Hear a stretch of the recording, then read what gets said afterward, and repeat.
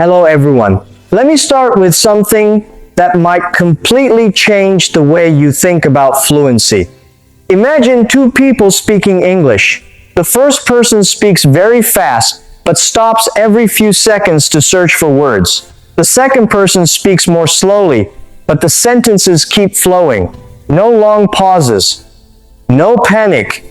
No freezing in the middle of a thought. Who sounds more fluent to you? Most people answer in the second person. And that is important because many learners secretly believe fluency means speed. They think, if I could just speak faster, I would finally sound natural. But real fluency is not speed. Real fluency is flow. It is the feeling that your thoughts can move forward without getting trapped inside your head. You probably know the opposite feeling too. You know what you want to say, but before the words come out, your brain starts translating, searching, checking grammar. And suddenly the moment feels heavy, slow, stressful. That is not a vocabulary problem, and it is not because you are bad at English. It is because your brain has not built enough automatic speaking habits yet. The good news is that habits can be trained. Over the next 30 days, we are not going to focus on sounding impressive. We are going to focus on something much more important: clarity, comfort, and flow. Because when speaking starts feeling more natural, speed begins to appear by itself. Calm speakers become faster over time. Panic speakers usually do not. And here is another thing that surprised me when I first understood it.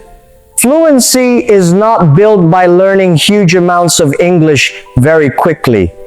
It is built by using simple English again and again until your brain stops treating it like something foreign.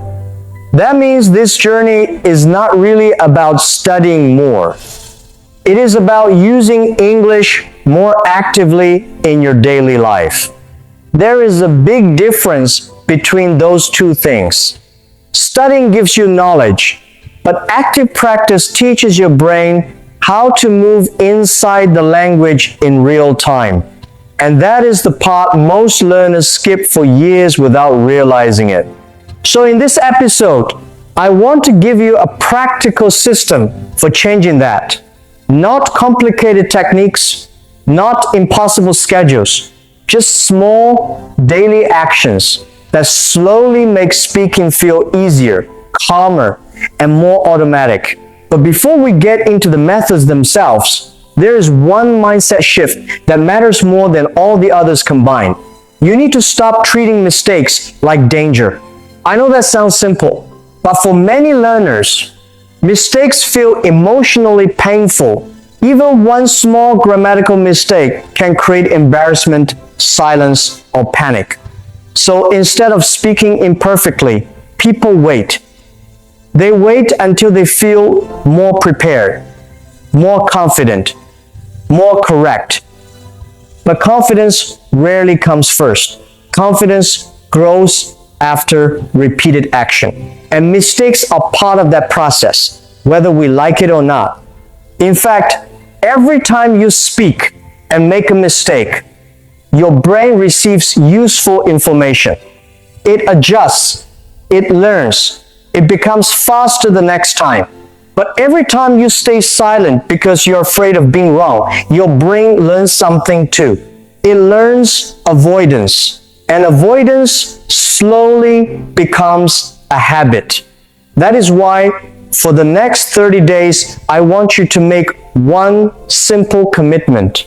Keep speaking, even when the sentence is not perfect, even when you are not fully sure, because the people who become fluent are usually not the people who avoid mistakes best. They are the people who continue speaking long enough for mistakes to stop frightening them. And somewhere along the way, something unexpected happens. The fear becomes smaller. The pauses become shorter. And the voice inside your head that once said, "I cannot do this," slowly becomes quieter. Now let us begin with the foundation of everything. The single most powerful daily habit you can build for English fluency costs you nothing. You do not need special equipment. You do not need a teacher beside you. You can even do it alone in your room. It is this: speak to yourself in English while you are living your normal life. This sounds simple because it is simple, but it is also one of the most effective habits most learners never seriously try. I still remember the first morning I did this. I was alone in my kitchen making breakfast, and I quietly said, "The bread is going into the toaster." Then I laughed a little because honestly, it felt strange. Nobody was there. I felt awkward talking to myself in another language. But the next morning I did it again, and after a few weeks, something surprising happened. I stopped translating so much. The English started appearing faster and more naturally. That is why this habit matters. When you wake up in the morning and make your bed, describe it in English. I'm making my bed. I'm pulling the sheets straight. The pillow goes here. When you make breakfast, I'm pouring water into the kettle.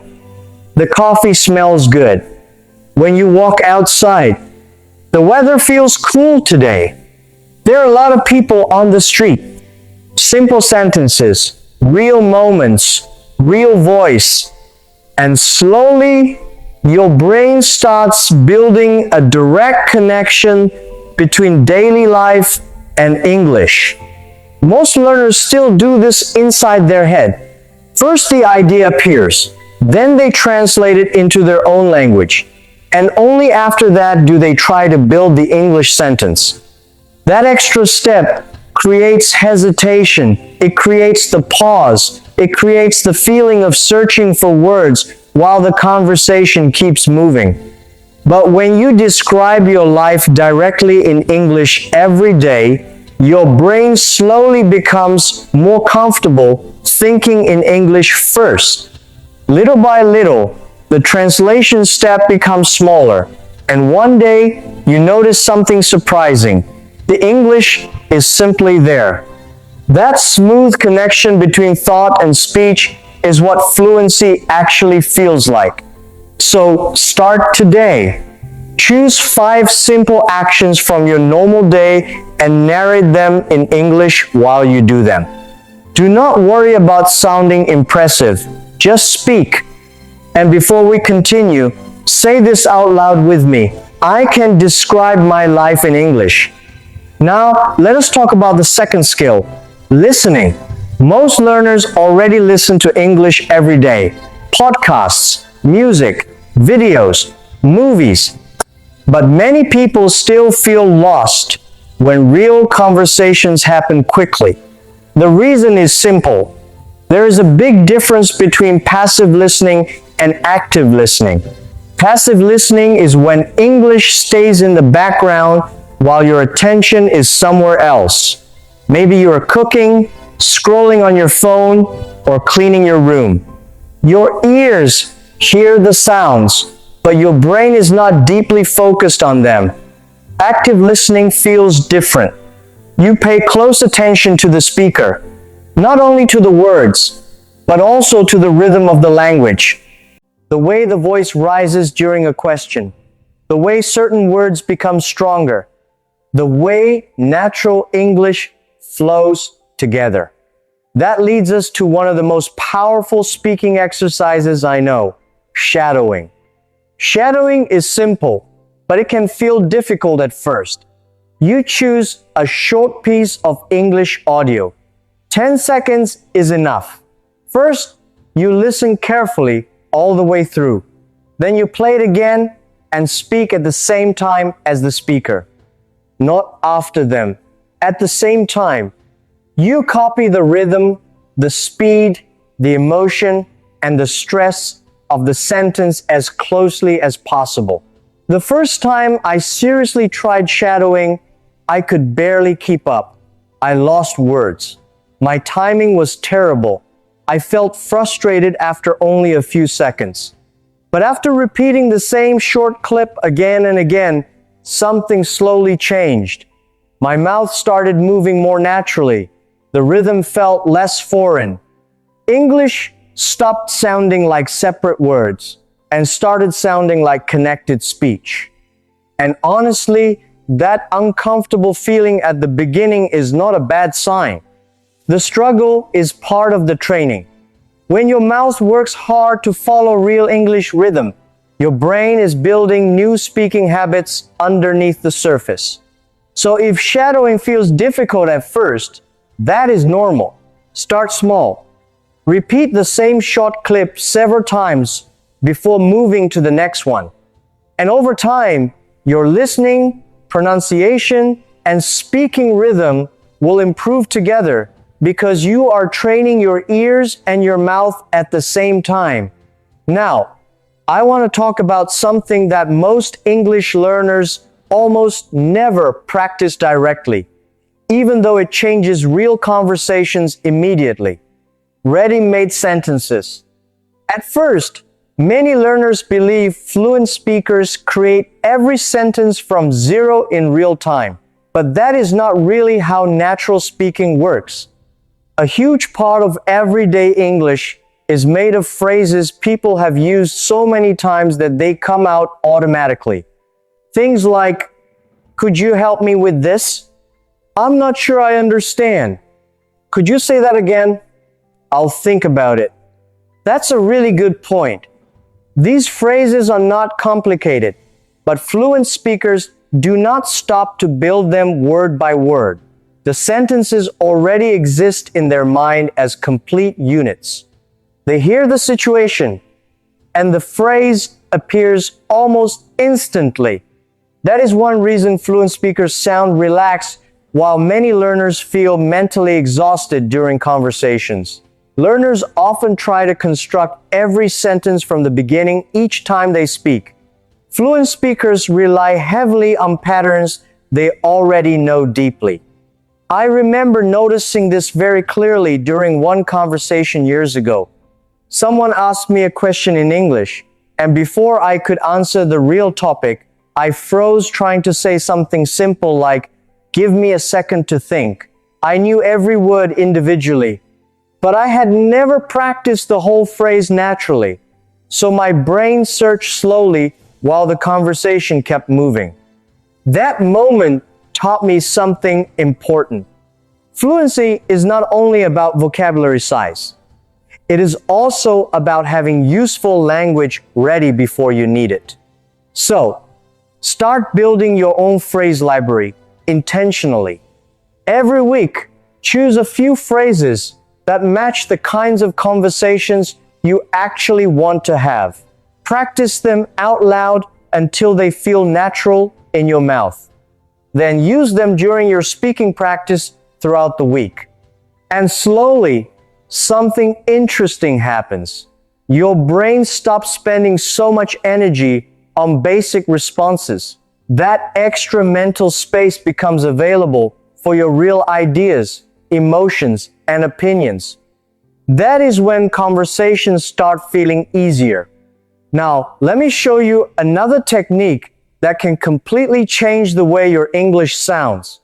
I call it the expand and extend method. One of the biggest differences between basic English and natural English is sentence flow. Many learners speak in very short sentences. I went to the market.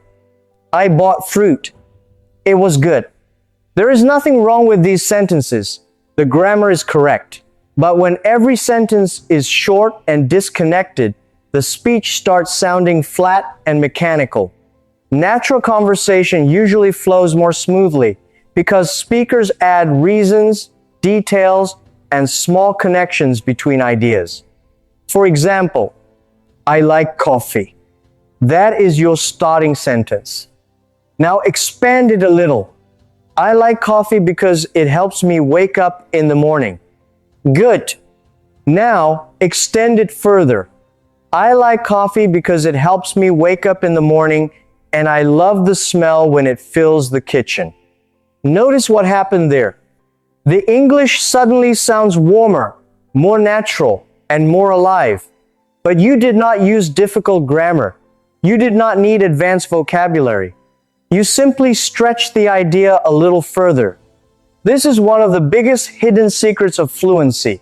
Fluent speakers are often not using more complicated English. They are simply developing their thoughts more fully. So practice this every day. Take one simple sentence from your real life and challenge yourself to grow it into a fuller thought. And before we continue, say this out loud. I can say more than one short sentence. Now, I want to talk about something that many English learners completely ignore, even though it changes the way you sound immediately. Tone. Tone is the feeling inside your voice. It is the emotion behind the words. And honestly, people often react more to your tone than to your grammar. Think about this sentence. That's a great idea. Now imagine someone saying it with a completely flat voice. No emotion, no energy. It almost sounds boring. But now imagine hearing the same sentence with real excitement and warmth. Same words. A completely different feeling. This is why tone matters so much. Many learners speak with very flat emotion, not because they are cold or uninterested, but because they are concentrating so hard on vocabulary and grammar that they forget about the natural music of conversation. I used to do this too. I was so focused on saying the sentence correctly that my voice became stiff and unnatural. Technically, the English was fine, but emotionally, it sounded disconnected. And real conversation is emotional. So as your speaking becomes more comfortable, start paying attention not only to the words you say, but also to how you say them. A very simple exercise is to repeat the same sentence in different emotional ways. And this is important to understand. This is not acting. This is normal human communication. Now, connected to tone is another small skill that makes conversations feel much more natural. Reaction phrases. These are the short responses people use during conversations to show they are listening and emotionally present. Things like, "Really? That's interesting. Oh, I didn't know that. I see what you mean. Exactly. That makes sense." These phrases may seem tiny, but they do a lot of important work in conversations. They show the other person you are engaged. They keep the conversation alive, and they also give your brain a few extra seconds to think about what you want to say next. Without these reactions, conversations can start feeling cold or awkward very quickly. I remember one of my first longer conversations in another language. The other person kept speaking, and I stayed completely silent while trying to prepare my next sentence perfectly in my head. After a while, the conversation started feeling uncomfortable because emotionally I was disappearing from it. That is when I realized something important. Good conversations are not built only from perfect sentences. They are built from connection. And reaction phrases help create that connection. At first, 1 minute will probably feel surprisingly long. By the second or third week, something changes. Your brain becomes more comfortable staying in English for longer periods of time.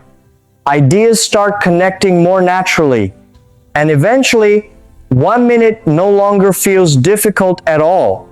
You may suddenly notice yourself speaking for 2 or 3 minutes about a topic without running out of things to say. That is real progress. And before we continue, say this out loud.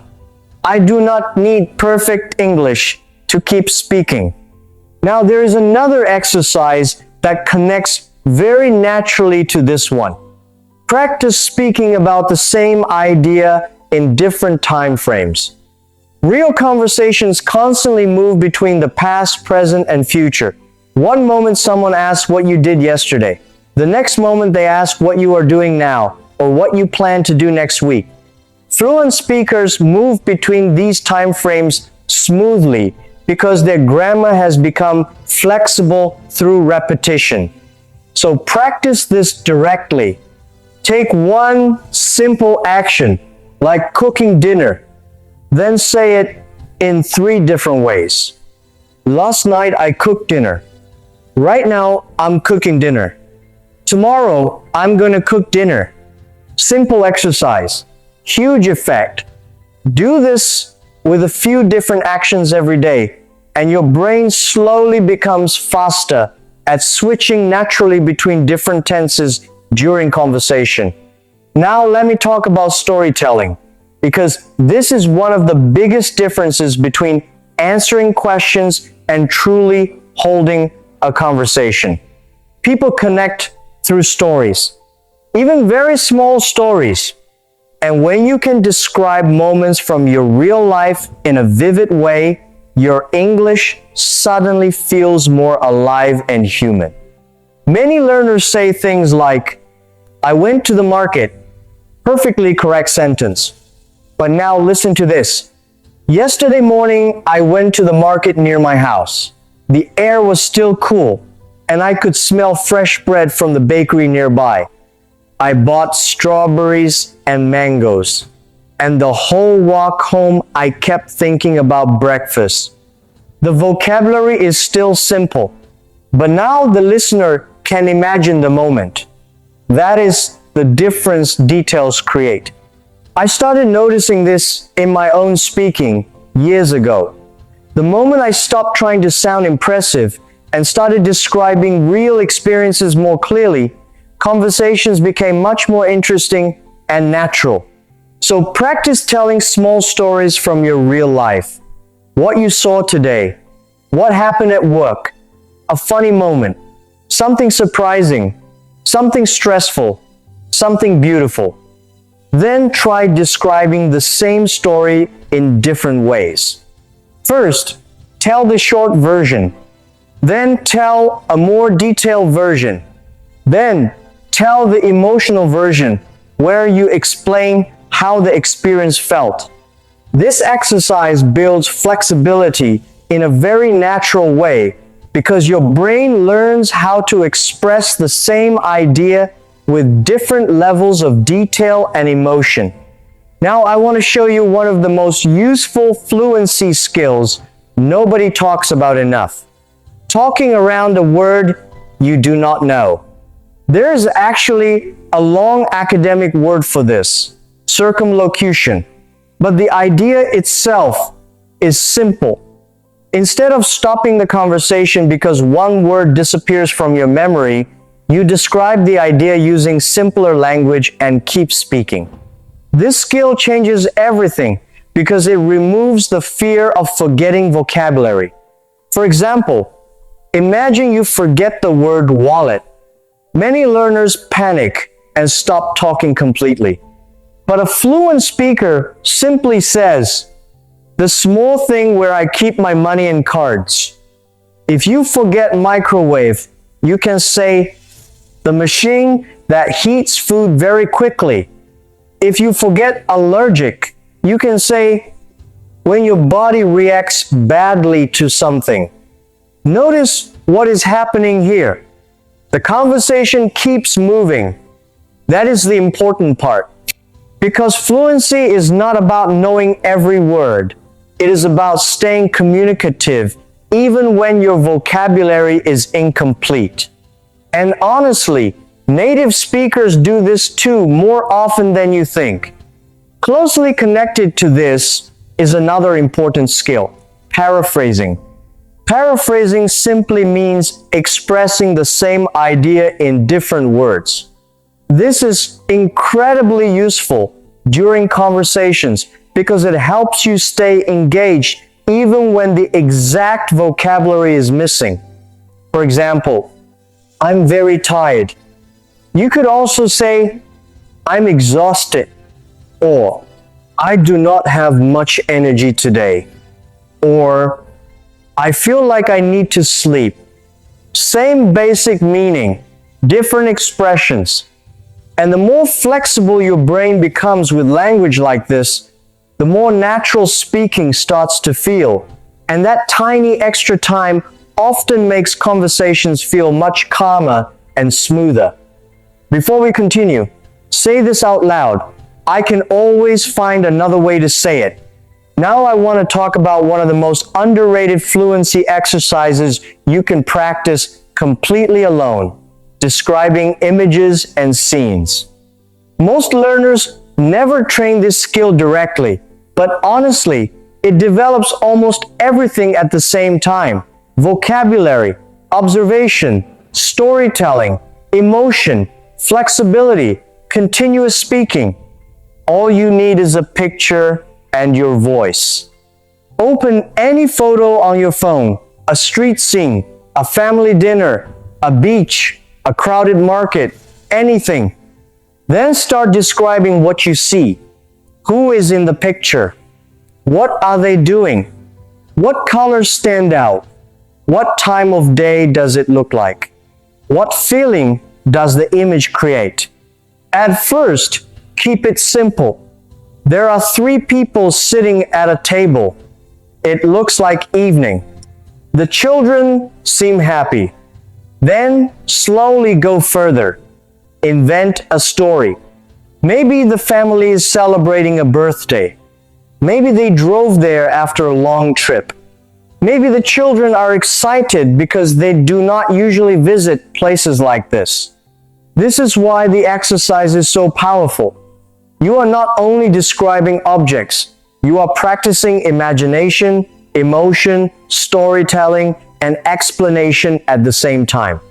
I started doing this myself during a period when I did not have many chances to speak English with other people. At first, I thought it felt a little strange talking to a photograph. But after a few weeks, I noticed something important. My sentences became longer. My ideas connected more naturally. And speaking stopped feeling so empty because I was creating little stories instead of only practicing isolated grammar. That is the hidden power of this exercise. It teaches your brain how to keep ideas moving. And that ability is one of the deepest parts of fluency. Now, let me bring everything together and show you what a realistic 30-day practice routine can actually look like. Not a perfect routine, not a 3-hour study marathon, a real routine that can fit inside normal life. Because honestly, consistency matters much more than intensity. Imagine this. You wake up in the morning. Before touching your phone, you spend 5 minutes speaking English out loud. You describe your room. You talk about your plans for the day. You narrate simple actions while making coffee or getting dressed. The goal is not impressive English. The goal is waking your brain up in English instead of immediately returning to passive scrolling and silence. Then during the day, use small, empty moments more intentionally. While walking, commuting, or waiting somewhere, practice active listening and shadowing. Choose one short audio clip, maybe only 10 or 15 seconds long. Listen carefully. Repeat it several times. Find one phrase you really like and try using it naturally before the day ends. That is enough. Then later, in the afternoon or evening, spend 20 or 30 minutes on focused practice. Not random practice, focused practice. Maybe you start with the 1-minute speaking drill. Choose a topic and keep talking for the full minute without stopping. Then spend a few minutes expanding simple sentences into fuller thoughts. After that, practice storytelling. Describe something that happened during your day with details, feelings, and small observations. Then rotate through different speaking skills. One day you focus on transitions. another day on tone and emotion, another day on paraphrasing, another day on describing words you do not know. Small focused practice creates much faster improvement than trying to practice everything at the same time. And one more thing that helped me enormously: recording yourself. I know many people hate hearing their own voice at first. I hated it too. But recording is powerful because it lets you notice patterns you cannot hear while speaking live. Where do you hesitate? Which words feel easy now? Which mistakes keep repeating? And maybe most importantly, what sounds better than it did 2 weeks ago? Because progress often feels invisible while it is happening. Recordings help make the improvement real. Then before sleeping, spend a few quiet minutes reviewing your day in English. Not heavy studying, just remembering. And honestly, this entire system works for one simple reason.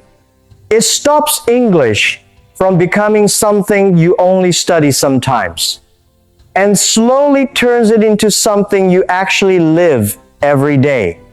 Now, there is one more thing I want to say about these 30 days.